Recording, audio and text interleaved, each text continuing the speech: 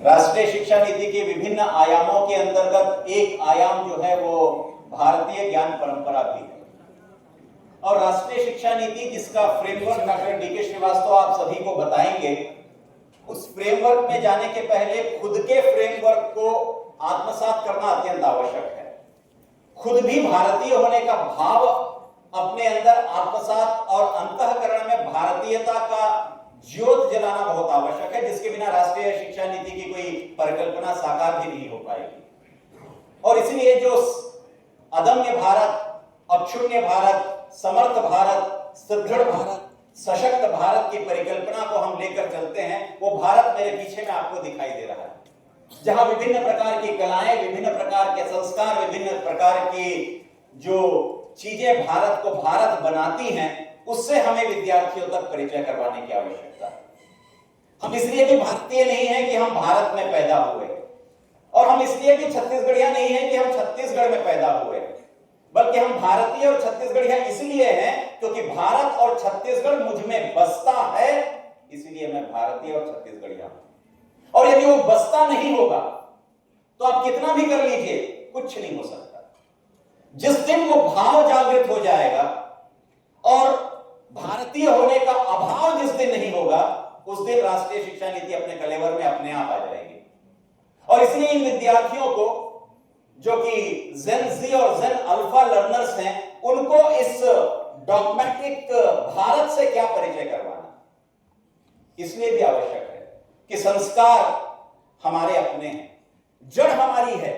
हम केवल उसकी बात नहीं करते जहां पर केवल तना है या फूल है या पत्तियां हैं या शाखाएं हैं, हम उस जड़ की बात करते हैं।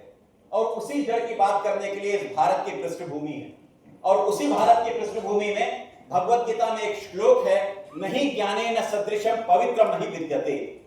मतलब ज्ञान से बेहतर पवित्र करने वाली कोई वस्तु नहीं है।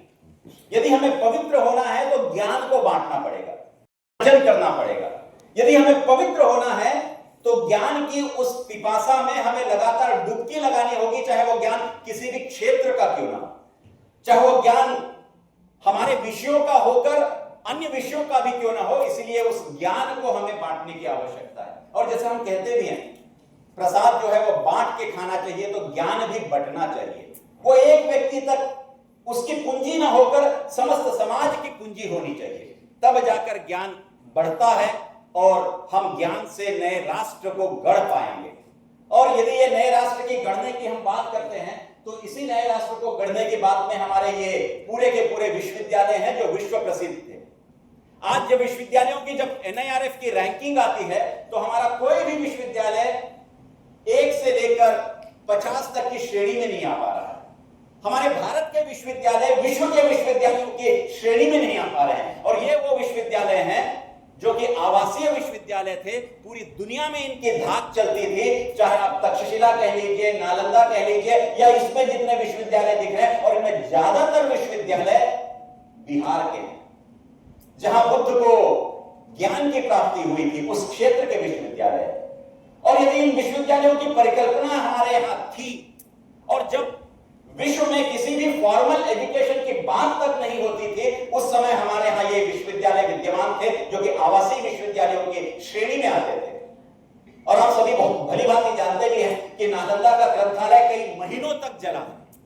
और यदि इतने महीनों तक पांडुलिपियां जली हैं, तो हमें उस बात पर गर्व नहीं है, हमें इस बात पर अब गर्व करने की आवश्यकता है कि क्या हम नालंदा और तक्षशिला जैसा विश्वविद्यालय पुनः स्थापित कर सकते हैं क्या।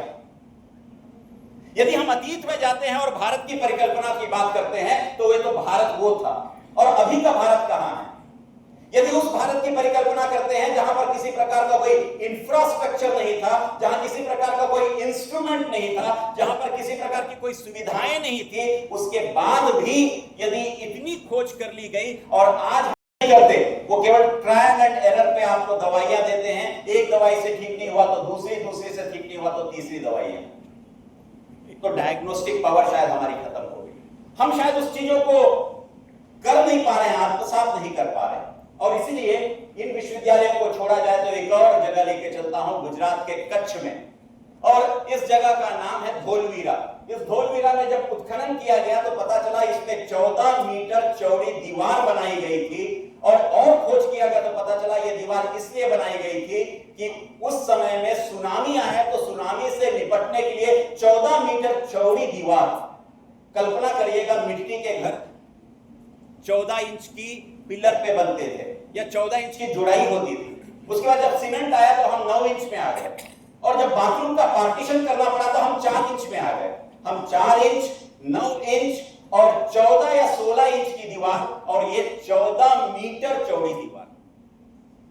तो नेशनल ओशनोग्राफिक सर्वे ने इस रिपोर्ट को पब्लिश की और कहा कि भारत के लोग कितने दूरदृष्टि वाले थे और विजन कैसा था उनका।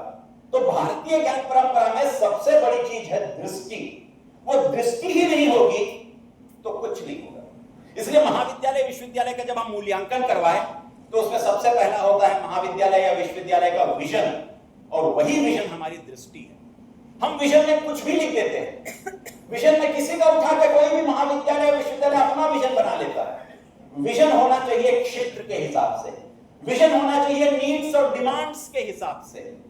तो क्या हमारा विजन उसको आगे लेकर चलने में सार्थक है, समर्थ है, सुदृढ़ है, सशक्त है? इस पर विचार करने की बहुत आवश्यकता है। और इसीलिए इसको लेकर यदि चलते हैं, जिस भारत की परिकल्पना करते हैं और जो भारत लोगों के लिए एक आंख का तारा बना था और न जाने कितने दुश्मन पैदा किया था, और दुश्मन इसलिए भी पैदा होते हैं कि जब आप समर्थ होते हैं, जब आप सशक्त होते हैं, जब आप सुदृढ़ होते हैं, जब आप श्रेष्ठ होते हैं, तो आपके दुश्मन अपने आप पैदा होते हैं। दुश्मन आपके नहीं होते, आपके काबिलियत के दुश्मन पैदा होते हैं। और आप ईश्वर पे ये बहुत अच्छी आपको है कि आपसे चिढ़ने वालों की फौज खड़ी हो रही है, तो ये होना भी चाहिए। और यही हम भारत की परिकल्पना को साकार करने की बात भी करते हैं। और ये एक रॉक पेंटिंग है, ये आप ही के पास है। बस्तर का जो मुहाना है चरामा, उस चरामा में चले जाइए और चरामा में चंदेरी या गोटी टोला जाइए और वहां पर ये देखिए, जिस उड़न तस्तरी की बात आज हम करते हैं, उस उड़न तस्तरी की बात 10,000 साल पहले इस रॉक पेंटिंग में है। और इनके चेहरे भी देखिए आप, इनके चेहरे भी वो चेहरे नहीं बने हैं, ये बिल्कुल अलग किस्म के चेहरे हैं। तो हमारे यहां ये सोच कितनी वृहद रही होगी, ये सोच कितनी समृद्ध रही होगी, परिकल्पना कितनी बड़ी रही होगी, इस बात का प्रतीक है। और इसीलिए मध्य प्रदेश में जाइए तो भीमबेटका देख लीजिए। भीमबेटका में आप एक साथ लगातार देखते चले जाइए, तब सोचिएगा कि उस समय का मानव वो जो रंग, जो कि प्राकृतिक रंगों का उपयोग किया था, वो आज तक नहीं हटा है। और आप एक छोटा सा गोंद लेते हैं, उसको चिपकाने का प्रयास करते हैं, तो 5 मिनट बाद वो गोंद ही खत्म हो जाता है। तो हम कहां पर पहुंच गए हैं, कहां से? तो इसलिए वो बात बहुत आवश्यक है। और इसलिए आज का मेरा विषय है B2B थ्रू बीजेपी। ये B2B जो है, ये अर्थशास्त्र, मैनेजमेंट और कॉमर्स में ये बिजनेस टू बिजनेस है। लेकिन मेरी परिभाषा B2B बिजनेस टू बिजनेस नहीं है। मैं बिजनेस नहीं कर रहा हूं, मैं केवल B2B का उपयोग इसलिए किया हूं, ये बैक टू बेसिक्स है। मेरा B2B का मतलब है back to basics. Through BJP का मतलब यहां पर भारतीय ज्ञान परंपरा। और ज्ञान जो है वो जी से नहीं लिखते हैं, ज्ञान को हम जे से लिखते हैं। और संस्कृत में ज्ञाना जो है वो नेजल साउंड है, JNANA बराबर ज्ञाना, तो वो GYAN नहीं है।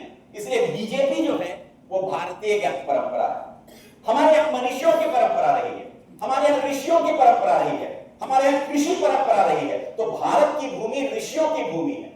और उसी ऋषि में एक ऋषि है महर्षि कनाद। उस कनाद से लेके कलाम तक की हमारी यात्रा है। हमारी यात्रा उस दैदीप्यमान भारत से कलाम के भारत तक की यात्रा है। तो आज इस पूरे भारतीय ज्ञान परंपरा में हम देखेंगे कि कैसे हम कनाद से लेके कलाम तक की यात्रा करते हैं। और उसी कनाद से कलाम तक की यात्रा में 64 हमारी कलाएं हैं, 14 हमारी विद्या है। और इनको यदि देखें और छांदोग्य उपनिषद को यदि आप पढ़ें तो छांदोग्य उपनिषद में कहता है सर्वखिलविदं ब्रह्म नेह नास्ति किंचन। ब्रह्म कहां नहीं है, हर जगह है।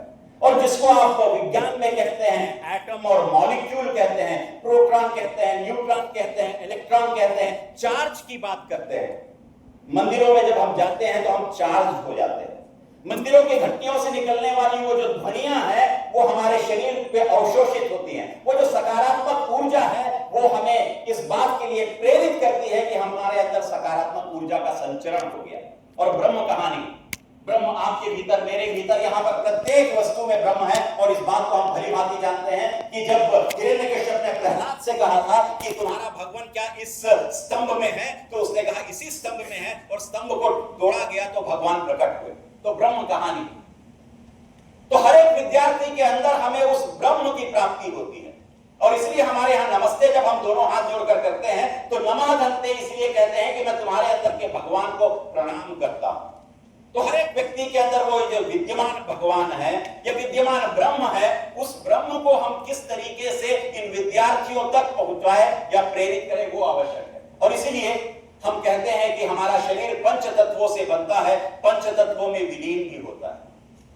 और हम बात करते हैं पंचेंद्रियों की, हम बात करते हैं पंच पांडव की, हम बात करते हैं विवेकानंद की, जो ये कहते हैं कि मुझे मुट्ठी भर के लोगों को दे दीजिए, मैं पूरी दुनिया की तकदीर और तस्वीर बदल दूंगा। वो भी 5 है। तो हमारे कोश भी 5 है, जिन कोशों की हमें बात करने की आवश्यकता है। और